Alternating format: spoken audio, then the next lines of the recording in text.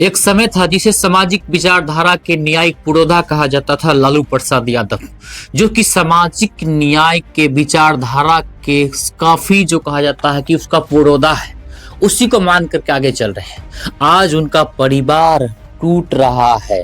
रोहिणी आचार्य को जिस ढंग से उसके घर में खुद जलील किया गया, आप लोग को बता दे कि वो सारा आरोप तेजस्वी यादव का जो पीए, उसके बाद संजय यादव जो तेजस्वी यादव का दोस्त कहा जाता है, राज्यसभा सांसद कारिफ सोहेब, उनके ऊपर आरोप लगता है। इन्होंने पूरे परिवार को तोड़ के रख दिया है। जिस तरह से इससे पहले कुछ दिन पहले तेज प्रताप को घर से निकाला गया, अपने पार्टी से निष्कासित किया गया, उन्होंने अलग पार्टी बना दिया।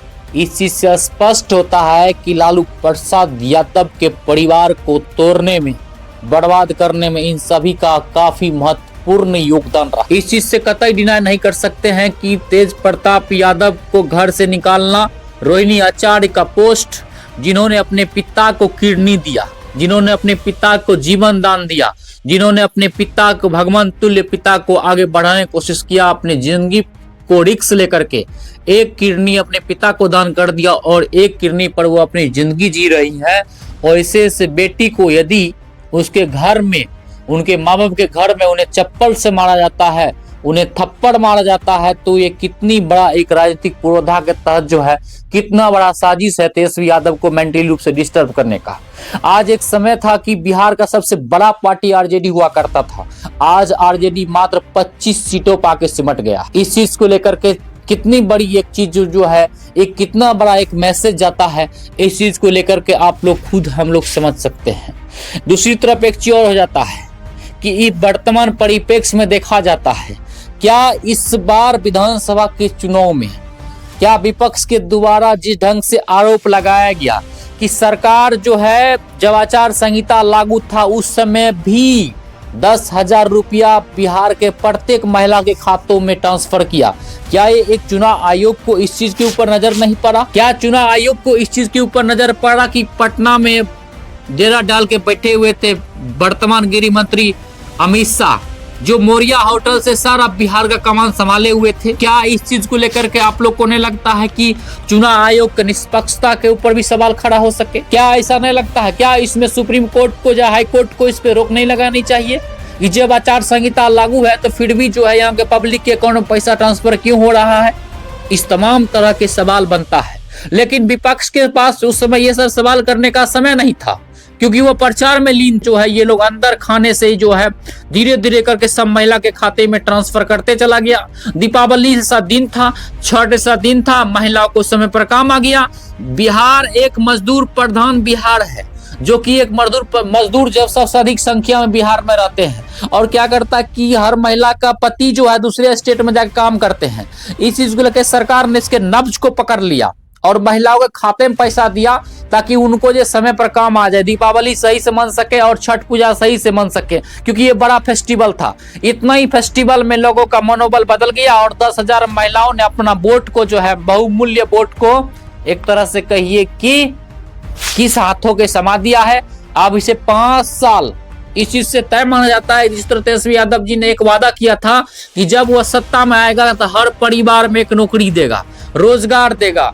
क्या अब वर्तमान स्थिति में देखा जाता है, इससे पहले बहुत सारा जो लोग एनडीए को वोट किए होंगे, वो लोग का बच्चा और उनका बेटा हो चाहे भाई हो, जरूर पटना में गए होंगे प्रोटेस्ट में। वहां पर जिस ढंग से लाठियां बरसाया गया था, किसको पता नहीं। इस चीज से कौन डिनाई कर सकता है? जब नौकरी मांगा जाता है सरकार को सामने, तो उसको लाठियां बरसाया जाता है। इस चीज से कौन डिनाई कर सकता है? जब आप जमीन का रसीद कटाने जाएंगे तो आपसे रिश्वत मांगा जाएगा, सीओ आपसे घूस लेगा तभी आपका रसीद कटेगा। इस चीज से कौन डिनाई कर सकता है? जब पुलिस थाने आप जगह एफआईआर दर्ज करने जाएंगे तो वहां पर आपको रिश्वत लिया जाएगा। इस चीज से कौन डिनाई कर सकता है? जब ठेकेदारी, कोई भी ठेकेदारी प्रथा ठेकेदारी करता है तो उसके लिए जो परसेंटेज मांगता है वहां पे मंत्री विधायक हो, इस चीज से कौन डिनाई कर सकता है? सरकारी विभाग का कोई भी काम कीजिए बिना रिश्वत का नहीं हो सकता है। इस चीज से कौन डिनाई कर सकता है? आप एसबीआई बैंक में खाता खोलवाने जाए तो 2 से 3 दिन आपको चक्कर काटना पड़ता, उसके बाद खाता खुलेगा। इस तमाम तरह के बात से क्या लगता है आप लोग को इस चीज से लेकर सरकार क्या इस पे काम करने वाले हैं? क्या इस करप्शन को रोकने वाले हैं सरकार? क्या इस पे रोक देंगे? इस चीज अपना विचार कीजिएगा, मंथन जरूर कीजिएगा इसे। लेकिन दूसरी बात एक चीज और आप लोग को बता देते हैं, क्या इस बार का विधानसभा के चुनाव में चुनाव आयोग को तमाम सबूत मद्देनजर रखते हुए आप किस तरह से खेल किए हैं? बिहार के जनता ने इस चीज को नब्ज को पकड़ लिया है और कैसे लोगों को आप बेवकूफ बनाने का लगातार प्रयास किए हैं। जब ग्राउंड रिपोर्टिंग करने के लिए हम लोग जीरो लेवल पर जाते थे तो वहां भी प्रशासन के द्वारा रोक दिया जाता था। आपने देखा होगा एक वीडियो में, प्रशासन कहते हैं हम अपना काम कर रहे हैं, हमें ड्यूटी लगाया गया है। जब देश के मीडिया को चौथा स्तंभ कहा जाता है तो फिर उसे मीडिया को स्वतंत्र क्यों नहीं छोड़ा गया है? उसे क्यों नहीं पत्रकारिता करने दिया जा रहा है? उसे वीडियो क्यों नहीं बनाने दिया जा रहा है? उस देश को क्यों नहीं दिखाने दिया जा रहा है? इस तमाम तरह के सवाल आज वर्तमान सरकार तो गठन हो ही जाएगा, सरकार तो बन ही जाएगा, उस तरह तमाम के सवाल खड़ा होता है। दूसरी तरफ एक चीज और देखा जाता है कि वर्तमान परिप्रेक्ष्य में देखा जाता है, वारसिलीगंज में जिस ढंग से अशोक महतो ने चुनाव जीते, उसी से जो है वहां के समंती लोगों ने उनके समर्थक के ऊपर जिस ढंग से लाठियां बरसाया, वाकई में ऐसा लगता है कि कुछ न कुछ इस देश में, इस बिहार राज्य में जो है फिर से सामंतवादी शासन व्यवस्था स्थापित करने का कोशिश कर रहा है। बाकी इस बिहार की दुर्दशा क्या होने वाला है, ये 5 साल आप लोग भली भांति देखेंगे। अगर तेजस्वी यादव विपक्ष में बैठेंगे, अगर तेजस्वी यादव मौन रह जाएंगे, कुछ नहीं बोलेंगे, तो इस चीज से अस्वस्थ रहे आप कि दिल्ली में जिस तरह से घर तोड़ा जा रहा है, दिल्ली में जिस तरह से जो आदमी पैसा के दम पर रुपया लेकर के वोट दिए थे, उनका घर जो जिस तरह तोड़ा जा रहा है, सोशल मीडिया पर काफी वीडियो वायरल भी हुआ था। बिहार में भी वही स्थिति होने वाला है। आप देख लीजिएगा, इस आने वाला दिन 5 साल में आपको समझ में आ जाएगा कि ये वर्तमान सरकार में क्या चल रहा है। बहुत सारे लोग कोई दिमाग में चलता होगा कि वर्तमान स्थिति में बीजेपी अपना मुख्यमंत्री बनाएंगे। इस चीज से आप अस्वस्थ रहे कि नीतीश कुमार ही मुख्यमंत्री बनेंगे अगर एनडीए बन रहेंगे तो। बाकी तो है, अगर महागठबंधन तरफ जाते हैं तो अलग की बात है, वहां भी सीट टूट जाता है। लेकिन अगर एनडीए में रहते हैं, नीतीश कुमार ही मुख्यमंत्री बनेंगे, चाहे महागठबंधन के साथ में हो चाहे एनडीए के साथ में हो। यदि महागठबंधन के साथ नीतीश कुमार चले जाते हैं तो फिर मोदी जी का कुर्सी भी वहां खिसक जाएगा। इस चीज से अस्वस्थ रहे। लेकिन ऐसा कुछ अभी कयास नहीं लगाया जा सकता है कि राजनीतिक और क्रिकेट एक अनिश्चितताओं का खेल होता है, कभी भी कुछ भी हो सकता है।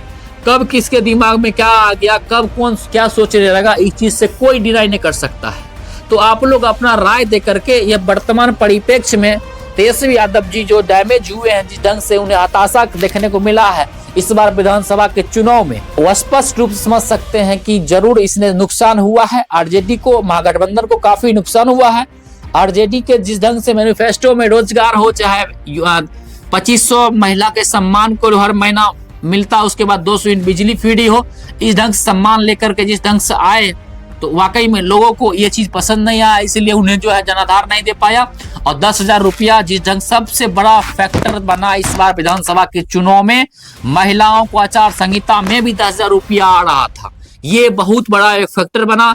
इसमें चुनाव आयोग को संज्ञान लेना चाहिए था, सुप्रीम कोर्ट, हाई कोर्ट सभी को संज्ञान लेना चाहिए था, लेकिन कोई इसमें संज्ञान नहीं लिया। एक बहुत बड़ा एक प्रश्न चिन्ह खड़ा होता है। आने वाले दिन में इतिहास में याद रखा जाएगा कि जिस समय जो है आचार संहिता में भी जब लगा हुआ था, उस समय भी महिला लोग को जब बिहार में पैसा बांटा जा रहा था, इस चीज को लेकर के कतई डिनाई नहीं कर सकते।